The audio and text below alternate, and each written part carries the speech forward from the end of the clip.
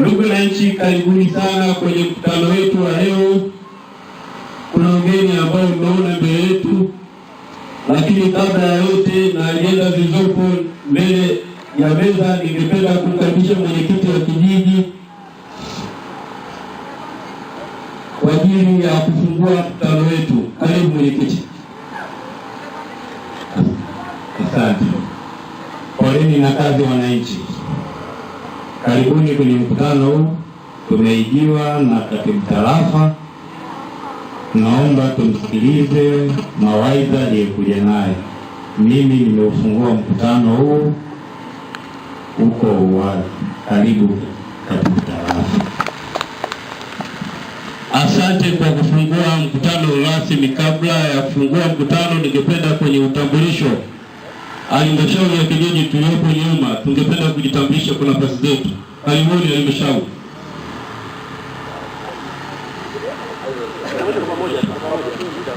Kwa pamoja mnaweza kujitambulisha.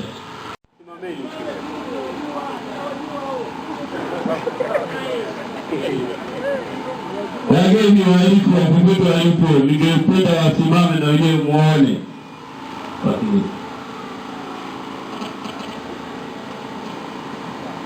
Asante. Pia ningependa kumkaribisha mtendaji wa kata kwa ajili ya kukaribisha ugeni, tusikie maelezo aliyokuja nayo. Karibu mkuu.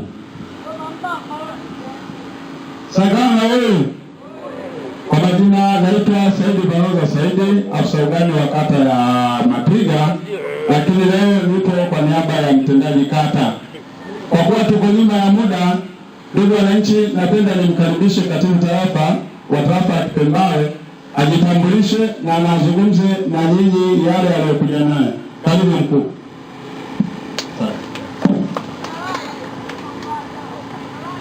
Isangawana oye! Matwiga oye! Magufuli oye! CCM je? Ndugu zangu, niwashukuruni kwa kuweza kufika. Nijitambulishe majina yangu kwa haraka ambao mnifahamu. Naitwa Kasim Kilondomara, ndiye afisa tarafa. Nimekuja leo kwa ajili ya kuzungumza na wananchi wa kijiji cha Isangawana. Ijumaa ya juzi nilikuwa Matwiga, nimezungumza na wananchi wa Matwiga, hivyo leo nimepanga kuja kuzungumza na wananchi wa Isangawana. Nimepata taarifa hamjazoea mikutano mingi kufanyika Jumapili, lakini serikali sasa hivi hatuna kulala, siku zote ni siku za kazi. Lakini mwezi huu mwishoni tunatarajia kampeni za vyama vya siasa zitaanza. Kwa hivyo nimeona ni vyema nipite, nihamasishe maendeleo, nizungumze na wananchi juu ya mambo mbalimbali ya kiserikali kabla kampeni hazijaanza, ili muwe huru kushiriki inaendelea katika kata yenu. Hivyo basi nitajitahidi nizungumze kwa haraka ndani ya dakika 30, nimezidi sana dakika 40. Kwa hivyo kwa sababu muda ni mchache, niombe mnisikilize kwa makini sana. Mambo ni mengi, lakini baadhi sitafafanua ili nisiwacheleweshe katika mambo yenu ya kijamii. Isangawana oye! Jambo la kwanza ni taarifa ya ujio wa fedha. Nadhani mtakuwa mnafahamu, lakini kwa nafasi yangu pia natakiwa nizungumze. Serikali ya awamu ya 5 chini ya Jemedari Dr. John Pombe Magufuli imetuletea kata ya Matwiga shilingi milioni 200 kwa ajili ya ujenzi wa kituo cha afya. Nadhani tulipita hapa kipindi cha nyuma tukawaeleza. Lakini pia kama haitoshi, halmashauri yetu ya wilaya ya Chunya pia ilitoa milioni 11 kwa ajili ya ujenzi wa kituo chetu cha Isangawana. Lakini pia kama haitoshi, mwezi uliopita serikali yetu ya awamu ya 5 imetuletea tena jumla ya shilingi milioni 40 kwa ajili ya ujenzi wa madarasa mawili shule ya sekondari Sangawana. Lakini pia kama haitoshi, serikali hii ya awamu ya 5 imetuletea tena mwezi uliopita shilingi milioni 44 na laki 4 kwa ajili ya ujenzi wa madarasa mawili na vyoo tundu 4 shule ya msingi Isangawana. Makofi basi kidogo jamani. Hii ni kazi ambayo serikali ya awamu ya 5 inaifanya.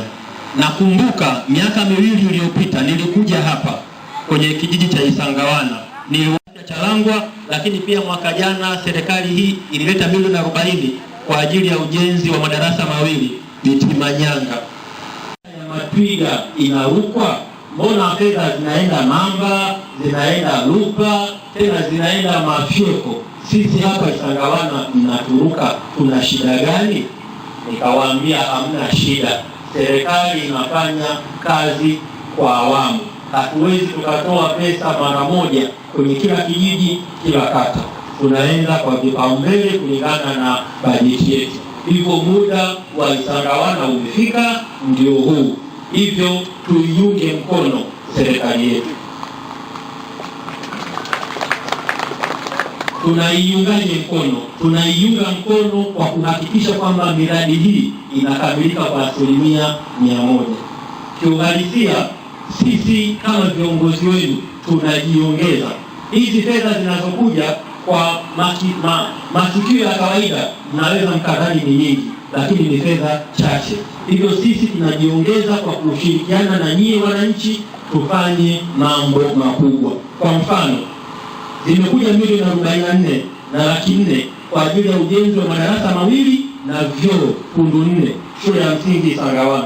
Lakini sisi kama serikali ya tarafa, kata na kijiji tumesema hapana, ni lazima tuongeze mradi. Hivyo tumekubaliana badala ya kujenga madarasa mawili tutajenga madarasa 3. Badala ya kujenga vyoo tundu 4 tutajenga vyoo tundu 10. Kwa kutumia fedha hizo na kwa standard ile ya serikali. Nisifikiri kwamba tumeamua kuongeza ujenzi basi tutachakachua baadhi ya material kama vile simenti au nondo. Tutafuata standard ile ya serikali. Lakini tunafanya hivi ili tuionyeshe serikali kuu kwamba hamkukosea kuleta fedha. Sangawana oye! Watakapokuja kuona kwamba badala ya madarasa kwa hiyo lazima tushirikiane. Hivyo basi hapo kuna wajibu wa wananchi. Kuna mambo ambapo mnapaswa mfanye wananchi. Jambo la kwanza, tunapaswa tupeleke fursa za maendeleo. Tupeleke mchanga, tupeleke mawe, tupeleke kokoto, tupeleke tofali. Huo ndio wajibu wetu. Lakini pia baadhi ya shughuli ambazo tunaweza tukazifanya kwa nguvu, basi tuzifanye kwa nguvu. Sio kila kitu tugharamie. Kwa mfano, kuchimba msingi, kuchimba shimo, kama tunaweza tukatumia nguvu zetu, tutumie nguvu zetu badala ya kuwalipa vibarua, ili fedha ibaki ifanye kazi nyingine kubwa. Kwa hivyo hili lilikuwa jambo la kwanza, kuwapeni taarifa. Lengo la kuwapa taarifa ni kufanya uwazi. Mimi naamini kwamba unapomfanyia uwazi mwananchi akaelewa kila kitu A mpaka Z, ni rahisi kwa yeye unapomhitaji msaada wake akashiriki, tofauti na kwamba ukimficha. Kwa hivyo nilikuwa natoa taarifa hiyo, na sisi kama wananchi wajibu wetu ni kuhakikisha tunatoa nguvu, mali na nguvu ya mwili wetu kuhakikisha tunasapoti miradi hii. Lakini jambo la pili ni michango ya maendeleo. Ndugu zangu wana Isangawana, kwa muda mrefu sana tumekuwa hatufiki malengo ya michango yetu ya maendeleo. Mimi niseme tumekuwa hatufiki malengo ya michango yetu ya maendeleo kwa sababu ya uzembe, hasa wa kwetu sisi kama serikali ya kata na serikali ya kijiji. Lakini mwaka huu nimekuja kipingine. Tumefanya vikao vya ndani na serikali ya kijiji, tumefanya vikao na viongozi wenu wa vijiji na viongozi wa kata. Tumekubaliana kwamba mwaka huu wa fedha 2020-2021 michango yetu ya maendeleo tutaikusanya kwa 100% au na zaidi. Tuna nguvu kazi ya watu 1104 kwa kijiji cha Isangawani. Michango yetu tunapaswa tuchangie kwenye kila mradi shilingi 10,000. Kwa maana ya kituo cha afya shilingi 10,000, sekondari shilingi 10,000 na kijiji shilingi 10,000. Hivyo kwa mtu mmoja mchango wake ni shilingi 30,000.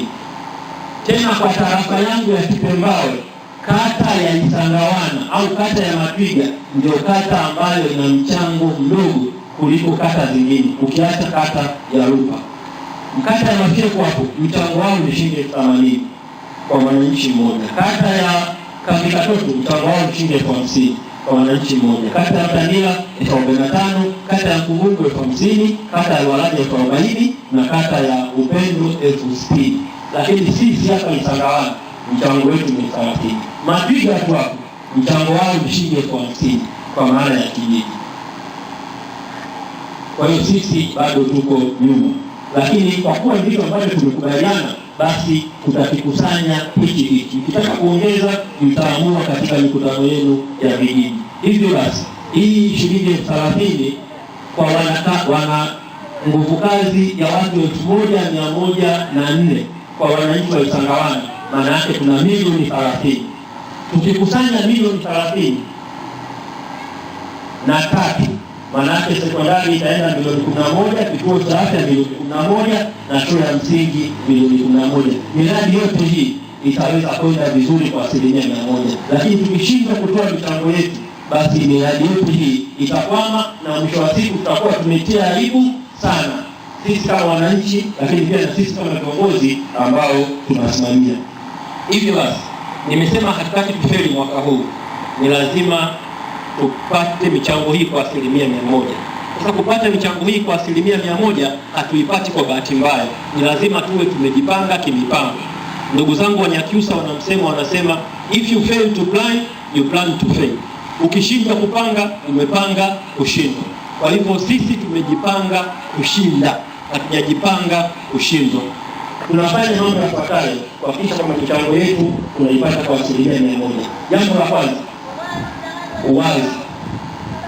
Miaka ya nyuma kuna baadhi ya muda ilikuwa inapita mpaka miezi 6 hamjasomewa taarifa ya mapato na matumizi.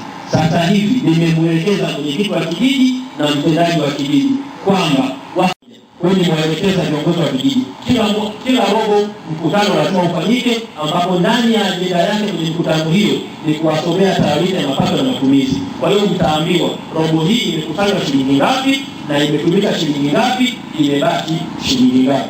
Tunaweka uwazi.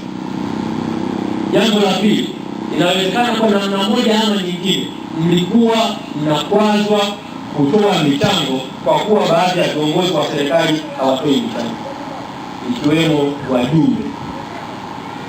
Kwa hivyo sasa hivi nimekaa nao kwenye semina kikao cha ndani na nimekaa nao kwenye vikao vyangu vya ndani. Tumekubaliana hakuna mtu ambaye ana msamaha wa kutoa mchango wa maendeleo.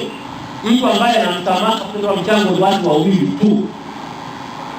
Mtu wa kwanza ni mwanafunzi, huyo ndio ambaye ana msamaha. Mtu wa pili ni mwenda wazimu au mtu ambaye hana akili timamu. Wengine wote tunapaswa kutoe mchango wa maendeleo. Kwa hiyo kama hauko katika mafungu ya hao watu wawili, jua mchango wa maendeleo unakuhusu. Kwa hiyo tunaanza na sisi. Wanyakyusa wanasema charity begins at home. Kwa hiyo tunaanza na sisi viongozi wa serikali, tunatoa michango yetu ya maendeleo, kisha tunakuja kwenu. Kwa hiyo ninawabana kwa nafasi yangu serikali ya kijiji kutoa michango ya maendeleo, kisha tutakuja kwenu wananchi. Na agiza mbele ya mkutano hapa mtendaji wa kijiji na mwenyekiti, ndani ya mwezi mmoja wajumbe wa serikali ya kijiji wao wametoa mchango wa maendeleo na majina yao yabandikwe kwenye mbao ya matangazo, ili kila mwananchi aone mjumbe gani amewajibika, mjumbe gani hajawajibika. Baada ya hapo tunarudi kwenu wananchi. Sisi watumishi tunatoa michango ya maendeleo kila mwaka, kila mwezi tunakatwa 7% na zaidi ya kodi kwenye mishahara yetu ya pei, lipa kulingana na unavyopata. Kila mwezi tunakatwa mishahara. Sisi watumishi wajibu wetu ni kuwatumikia nyie wananchi. Kama sisi watumishi tunakatwa michango ya maendeleo, kwa nini mwananchi usitoe mchango wa maendeleo wakati sisi jukumu letu ni kuwatumikia nyie? Kwa hiyo tunaona kwamba hatuna sababu ya kutoa mchango wa maendeleo. Nafahamu kuna utaratibu wa kuwa tunakatwa mchango wa maendeleo katika AMCOS. Jambo la msingi, wale ambao wanalima tumbaku michango yetu tutaikuta huko. Lakini wewe ambaye haulimi tumbaku, hichi ndicho kipindi cha kutoa mchango. Tusisingizie kwamba nitatoa baadaye. Kama fedha hatuna safari hii, basi kipindi cha masika ni uongo. Mimi naijua jiografia yetu, hatutakuwa na fedha kabisa. Kwa hivyo fedha tutakusanya safari hii. Kama haulimi tumbaku, jiandae.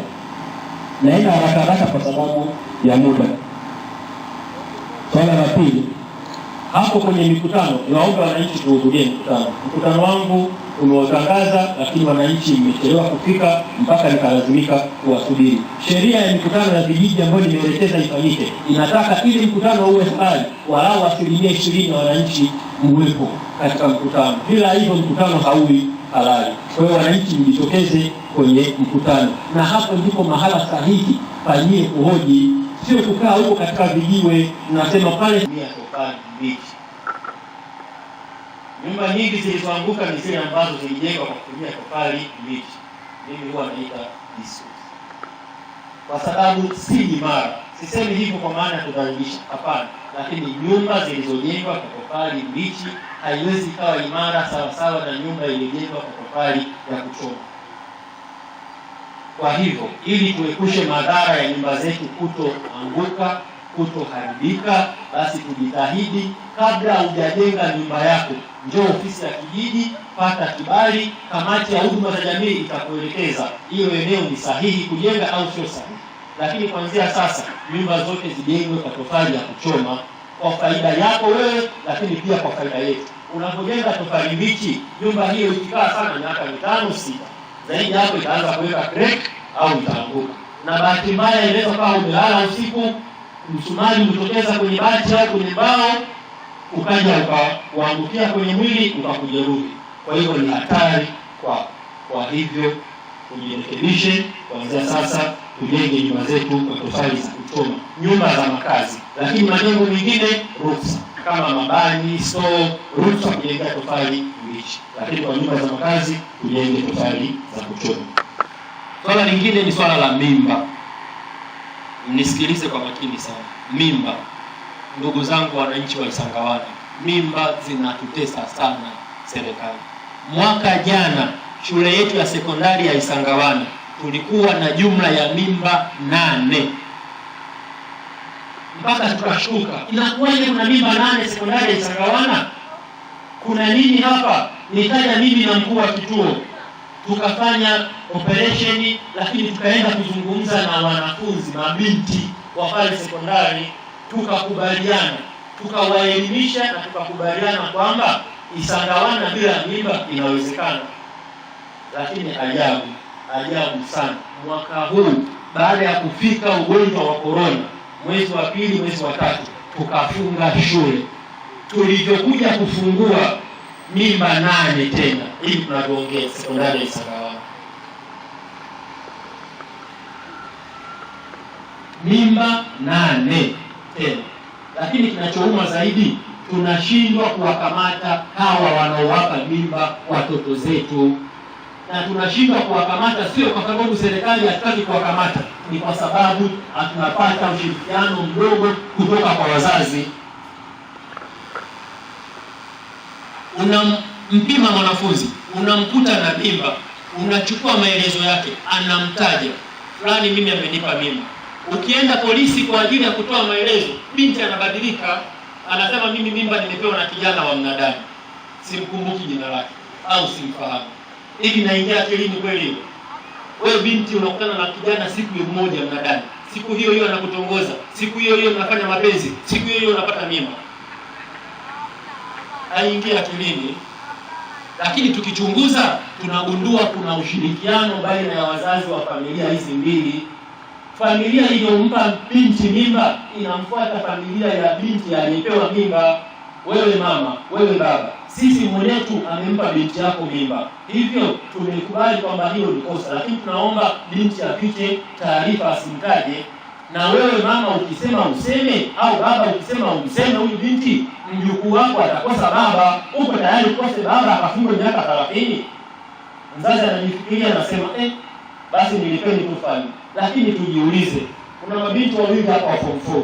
Wewe umemsomesha binti yako kuanzia darasa la kwanza mpaka form 4 ili akapewe mimba? Ndugu zangu, umemsomesha ili akapewe mimba? Si umemsomesha ili amalize? Kwa hivyo hawa watu bila ya kumchukulia hatua hata mmoja hawawezi wakajirekebisha. Haiwezekani wakajirekebisha. Ni lazima tumpate mtu mmoja wa mfano.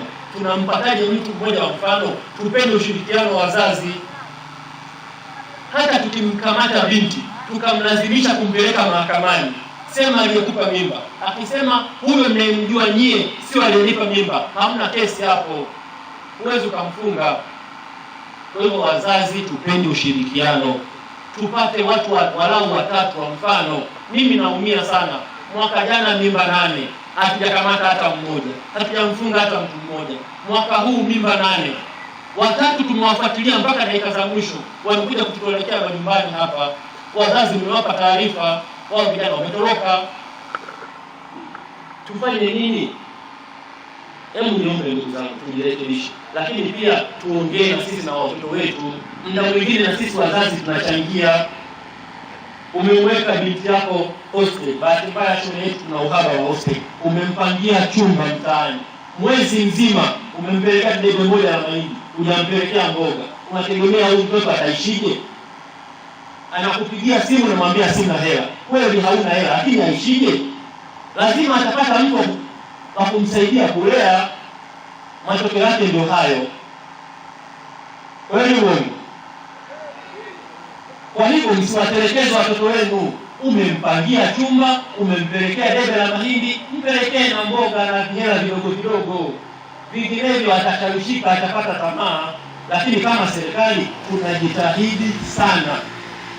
Tulikuwa na bweni ambalo tulijenga miaka miwili nyuma. Mwaka jana nimeomba msaada CHUDET.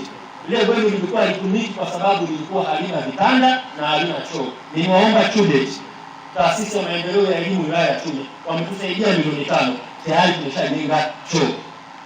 Lakini halmashauri ya wilaya ya Chunya iko mbioni kukamilisha ujenzi au utengenezaji wa vitanda 25. Kwa hiyo muda si mrefu pale tutakuwa tuna bweni la ziada, wataenda kukaa watoto wetu. Lakini kwa kuwa shule hii inachukua wanafunzi wa kata 4, bado wanafunzi wataendelea kubaki mtaani. Kwa hivyo tuwachunge pia watoto wetu. Masuala 4 ya mwisho. La kwanza, uuzaji wa nafaka. Ndugu zangu wananchi, mwaka huu hali ya mvua ilikuwa nyingi, ikapelekea tukalima kwa kutumia mbolea nyingi. Lakini pili, mazao yetu baadhi yalikuwa yameharibika kwa sababu mbolea ziliharibika, au tuliweka mbolea nyingi, au mbolea tuliweka ilienda na maji. Kwa hivyo basi tuna mahindi machache kulinganisha na mwaka jana.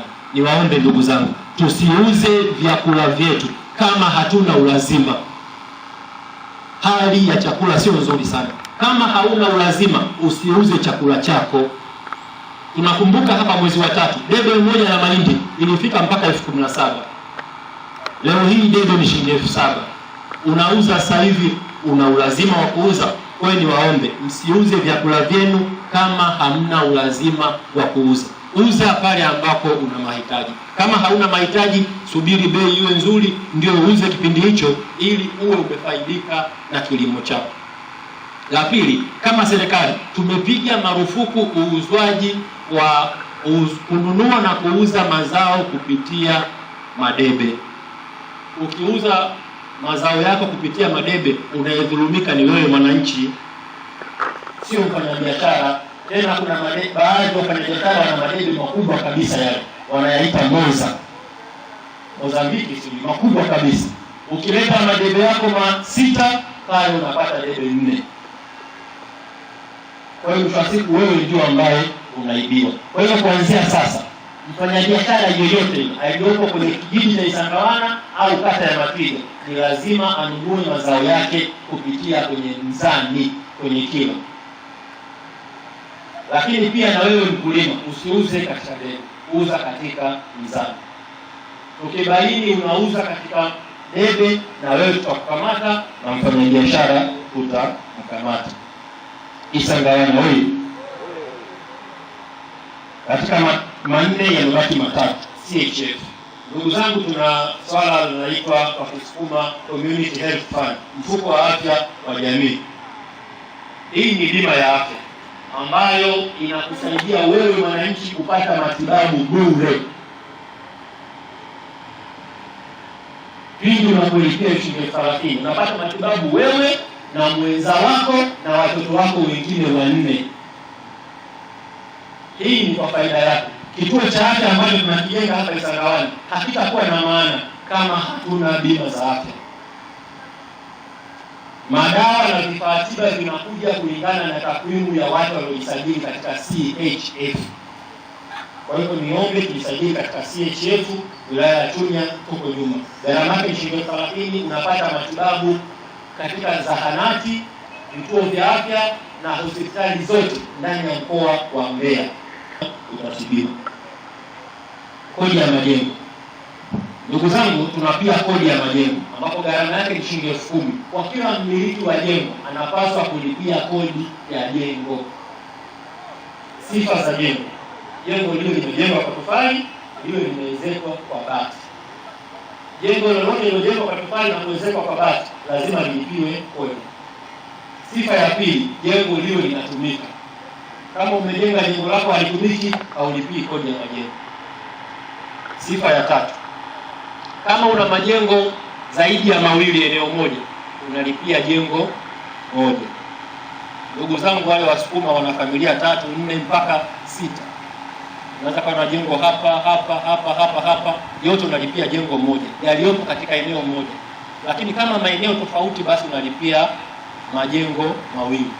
Kwa mfano una majengo hapa, lakini pia una majengo njia panda ya kwenda Matwiga katikati hapo, basi utalipia majengo 2. Hivyo basi nimewafanyia upendeleo sana. Nilikuwa nazungumza na meneja toka mwezi wa kwanza, alitaka alete hati za madai, lakini nikamshauri kipindi hiki cha masika wananchi wa huku hawana fedha, subiri mpaka kipindi cha kiangazi. Tumefika kipindi cha kiangazi. Hivyo basi muda si mrefu hati za madai zitakuja, tunaombe wananchi mlipe. Ile hati ya madai inakuja na kitu kinaitwa control number kwa Kiruguru. Tunalipia hizo kodi kwa kupitia hiyo control number, na bahati mbaya hiyo control number inadumu kwa muda wa mwezi mmoja, baada ya hapo ina expire. Iki expire maana yake ukilipia utakuwa ulipie kwa penalty. Kwa hiyo tunawafanyia upendeleo wa kutoleta hati za madai mwezi wa kwanza, tunaleta mwezi huu wa 8 kwa kuwa ni kipindi kidogo ambacho tuna fedha. Kwa hivyo tuhakikishe tunalipa ili tuepushe kupatwa au kupigwa penalty.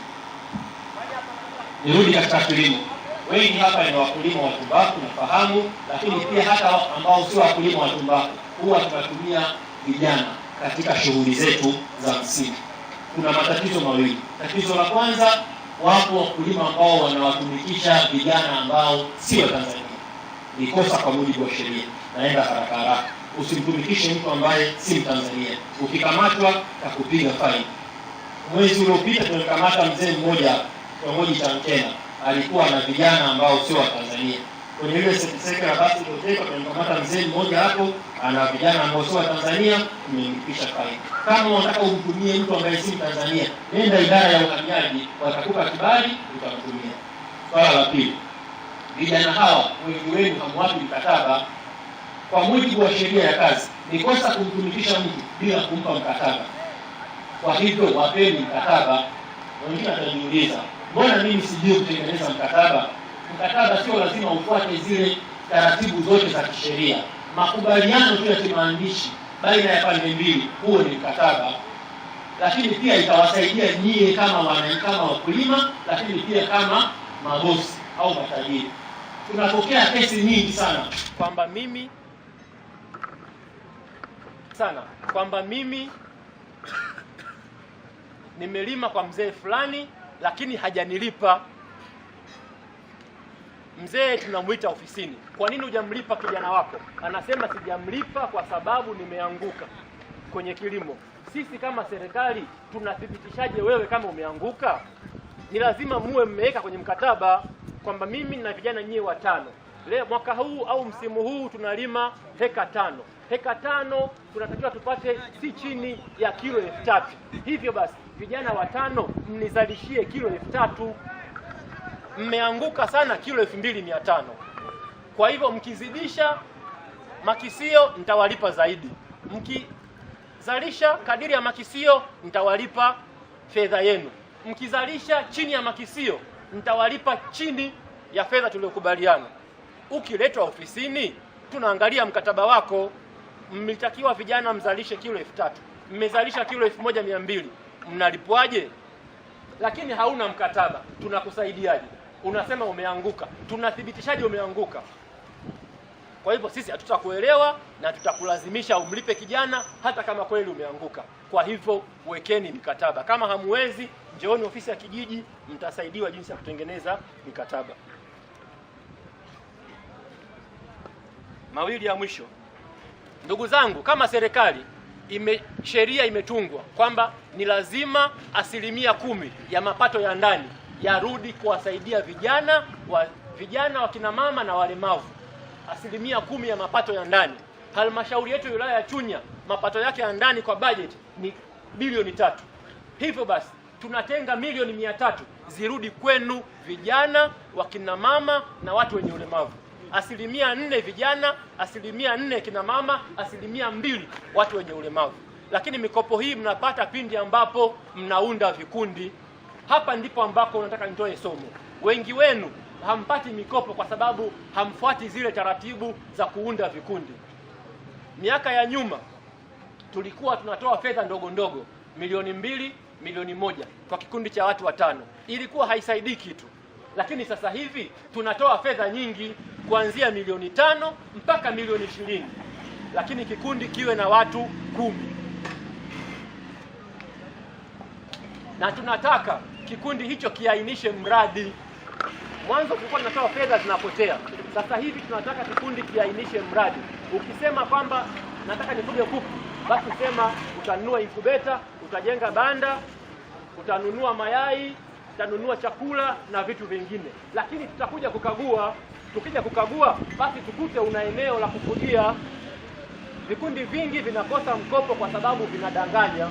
Vinasema nataka nifuge mradi wa kuku au mradi wa nguruwe. Twende katuonyesha eneo hawana. Tunakupaje fedha? Kwa hivyo ndugu zangu, tufuate masharti ya kupata mikopo.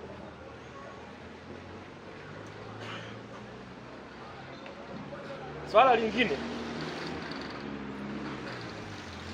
lambalamba. Ndugu zangu, lambalamba ni marufuku. Kama serikali tumekataza. Waganga wote wanaofanya tiba mbadala kwa kutumia ramli chonganishi ni kosa kisheria. Lakini wale ambao wanafanya uganga bila ya kufanya ramli chonganishi tunawaruhusu.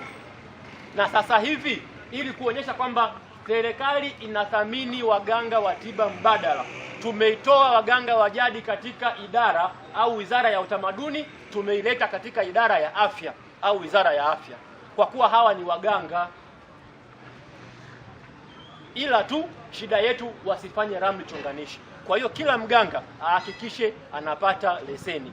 Gharama yake ni shilingi 35,000. Lakini wale wanaofanya ramli chonganishi hatuwaruhusu.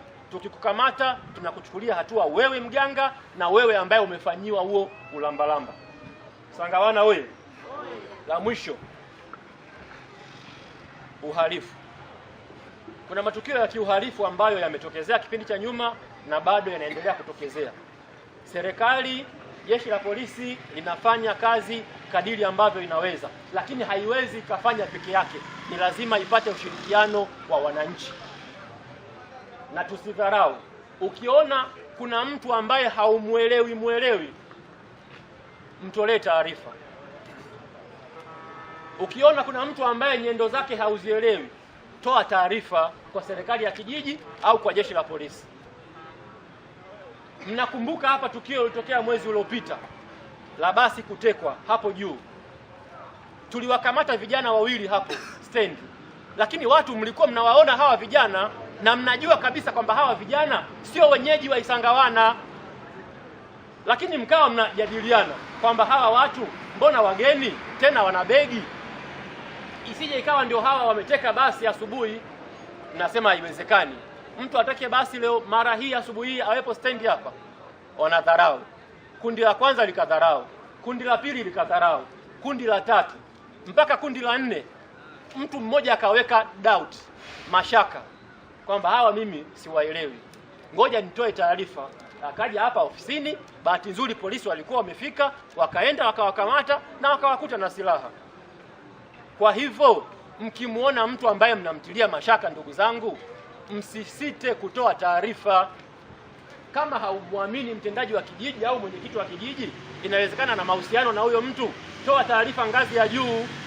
Kama ngazi ya kata pia huiamini, toa taarifa kwangu mimi afisa tarafa au kwa jeshi la polisi. Mpe taarifa kiongozi yeyote yule ambaye unamwamini. Sisi hatuhitaji wala kujua jina lako. Tupe taarifa, mengine tutaendelea nayo sisi. Isangawana wewe.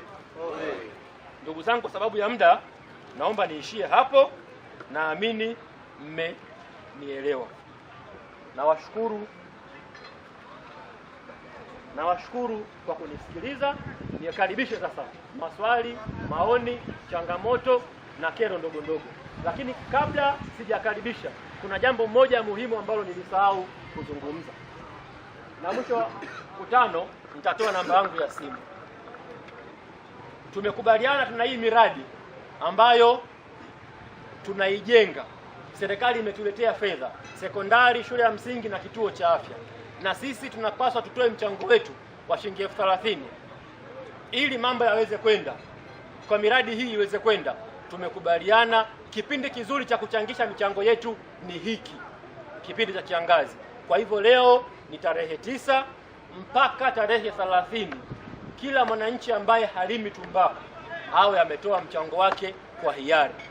Baada ya hapo itaanza operation ya lazima kuhakikisha kwamba unatoa mchango. Na ukifuatwa nyumbani utatoa na gharama za ziada na gharama za mgambo. Hivyo toa kwa hiari, usije kupata usumbufu wa kutoa gharama za ziada. Asanteni kwa kunisikiliza. Karibuni kwa mchango. Maswali 3 mpaka 5 tumalize, uende kwenye njia.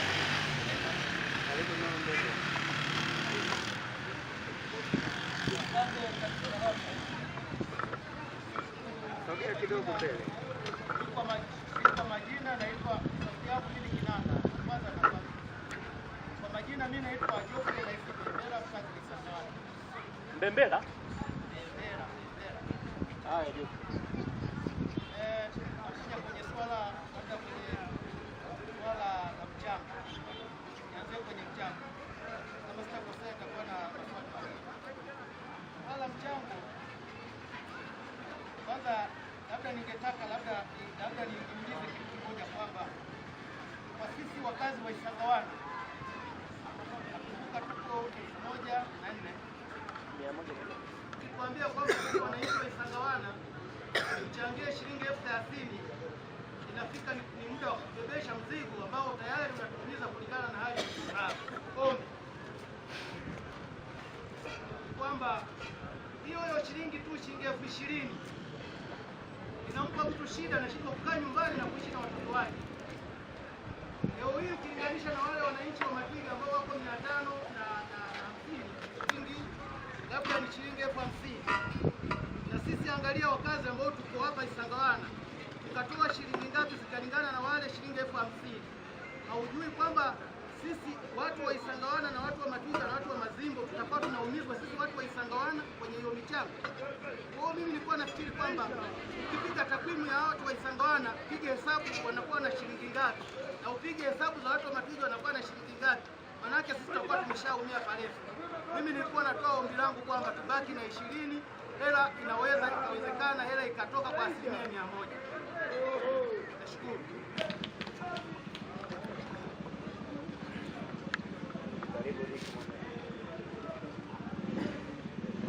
Utamalizia Mwakimomo. Utamalizia. Nashukuru. Labda kwa jina naitwa Dickson J. Mwatatu. Labda mimi nisema kwa ni kwamba kwenye mkutano wa kijiji 2020. Sasa leo tunasoma kwamba mchango ni shilingi 30.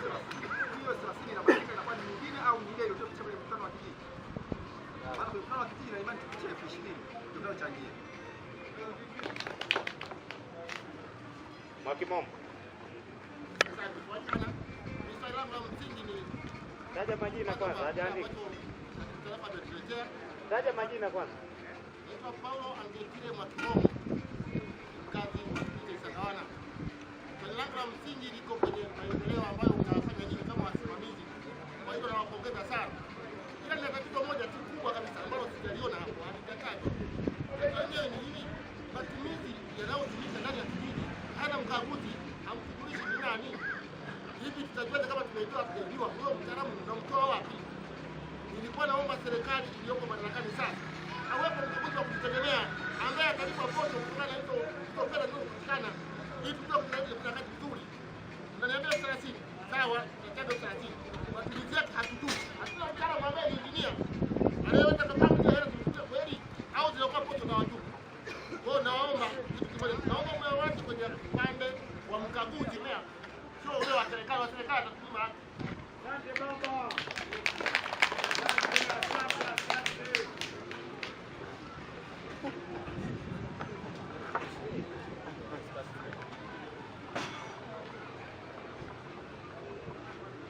Karibu. Nashukuru mwenyekiti, kwa majina naitwa Hamisi Rashidi. Subiri kwanza amesema. Subiri kwanza.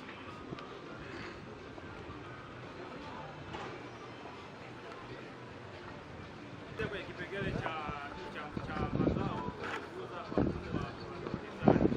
Sasa natambua serikali hainunui haya mazao. Haya mazao wananunua wafanyabiashara ambao wanahitaji yao. Kwa kipindi ilifanyika hivi, wale wanaonunua mazao wasema sisi hatuna pesa. Serikali inaagiza wanunue kwa mizani wakati bei elekezi haijatoa. Kwa hiyo inafika muda wale wafanyabiashara anaweza akaamua bwana, kwa sababu ni sawa mizani mimi natoka 100 kilo. Wakati bei elekezi hatuifahamu. Sasa mimi nafika pale nataka niuze kwa wao. Serikali imesema usipite kwenye debe, na mimi naona kwenye debe angalau kuna unafuu na ndio kwenye mizani ni kilo labda kilo moja shilingi 50. Sasa uone kama hapo itakuwa mimi si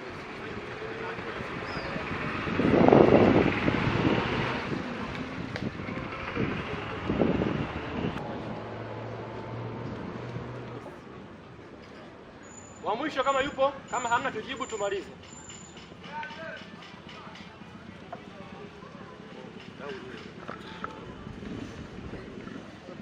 Sakawana oye! Naitwa Julius Bakari Mwamboka. Nataka nizungumze kitu kimoja kutokana na maswali yangu ambayo ninayo, kwamba kwanza serikali yetu inaipongeza iko makini. Ndio lazima tukubaliane. Utake usitake, serikali yetu ya kitongoji iko nzuri ya kijiji. Sasa nilichokuwa nakiomba visa langu ni kwamba je, kwenye mazao tumekuwa na matatizo. Mimi nina mazao yangu mahindi, alizeti nauza, lakini hela sina. Haya, hiyo mizani iliyosomwa hapo na mtaalamu mbele ya mheshimiwa mwenyekiti wa kijiji hatuijui. Sasa basi, kama mimi Juli sijui, ningemuomba mheshimiwa mwenyekiti na wataalamu wake wajenge yale makundi ili tupate elimu ya kilo, kwa sababu mimi nafanya biashara. Mfanya biashara anakuja na debe lake, ninamuzia mahindi, nampimia mahindi, anauza, anajaza kwenye debe. Lakini sasa kumbe serikali inapiga vita ya madebe, lakini leo wataalamu mnakuja mnasema kilo. Sasa kilo hii si hatuijui, mimi Juli kama sijui. Sasa nilikuwa naomba Mheshimiwa Mwenyekiti, naomba makundi basi tupate wataalamu. Asante. Malizia wewe wa mwisho. Au una vitu?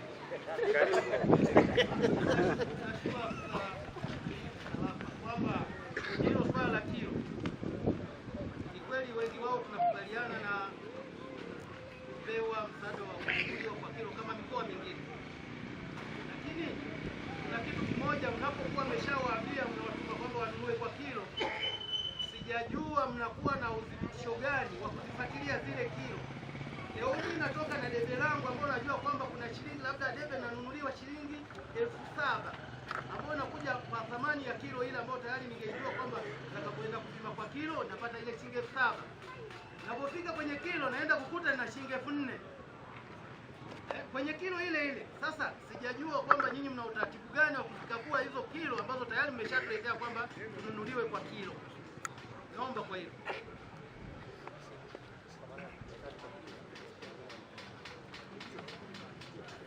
Yameisha tujibu eh?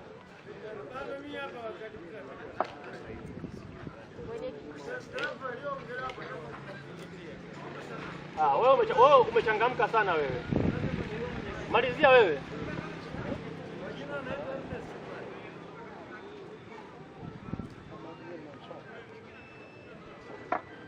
Karibu.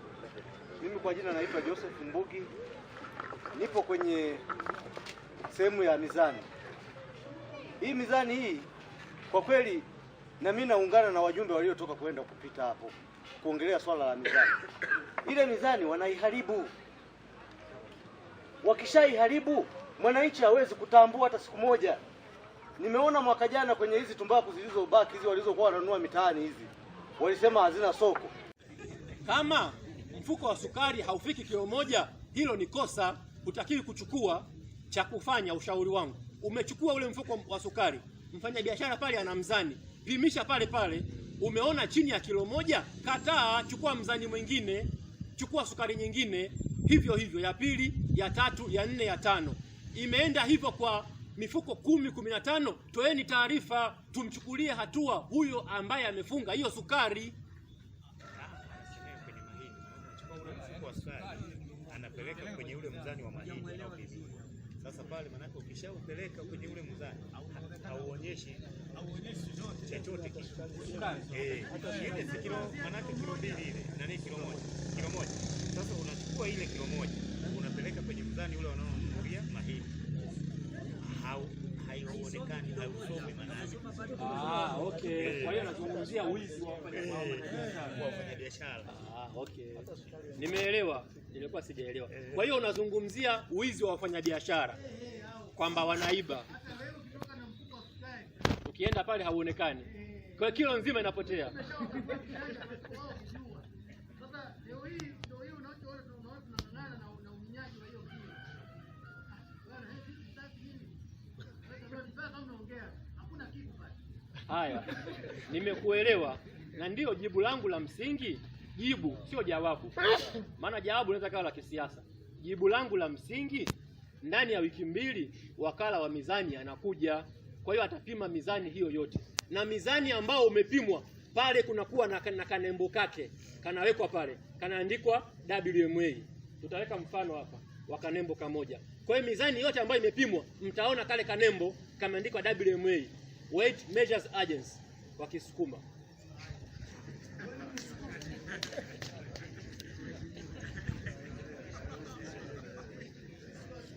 Haya, nadhani maswali yalikuwa ni katika sura hiyo na yote nimeyajibu. Naomba nitoe namba yangu ya simu. Tangazo. Mnayo?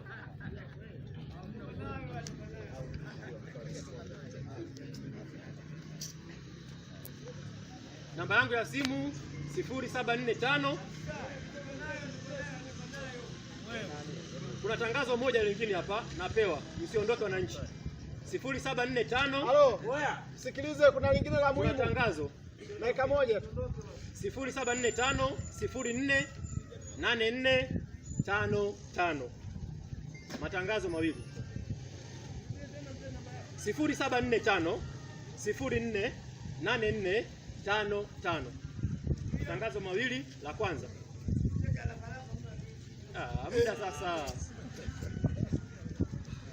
Kesho kutwa Jumanne tutakuwa na ugeni wa Mheshimiwa mkuu wa wilaya, atakuja kututembelea kwenye kijiji chetu cha Isangawana. Asubuhi atalala Jumatatu Lupa. Kwa hiyo asubuhi atakuja, atakagua mradi wa kituo cha afya, atakagua mradi wa shule ya msingi na sekondari. Baada ya hapo atafanya mkutano wa hadhara hapa. Kwa hivyo tusiwe na mazoea kwamba mikutano lazima ifanyike mchana. Mkutano huo utafanyika asubuhi, kwa kuwa ratiba yake ni ngumu na ndefu. Akitoka hapa anaenda Mtanila, akitoka Mtanila anaenda Lupa. Kwa hivyo hapa ataanza asubuhi, muwahi kufika. Tangazo la mwisho, Jumanne kesho kutwa. Tangazo la mwisho, sio tangazo, ila tu niwaelezeni ukweli.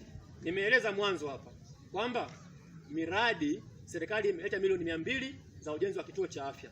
Pia imeleta milioni 40 za ujenzi wa madarasa mawili sekondari ya Isangawana, na milioni 44 na laki 4 kwa ajili ya ujenzi wa madarasa mawili na vyoo tundu 4. Ila sisi tutajenga matatu na vyoo tundu 10.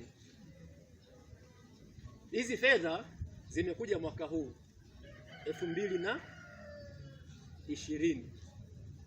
Lakini maeneo mengine fedha yamekuja, Mtande pale zimekuja 2017 milioni 400. Lupa 2017 imekuja milioni 259. Mwaka jana imekuja milioni 100. Lakini Isangawana imekuja mwaka huu 2020. Tena kipindi cha mwisho wakati madiwani wanaenda kustaafu. Kwa hiyo tujiulize, kwa nini kwetu fedha zimekuja 2020 kipindi cha mwisho wakati wenzetu fedha zimekuja katikati? Kuna makosa ambayo tuliyafanya 2015. Hembu mwaka huu 2020 tusiyafanye hayo makosa, ili fedha zije katikati hapa, tusisubiri fedha zikaja 2025. Sangawana oye! Najua mmenielewa. Asanteni kwa kunisikiliza.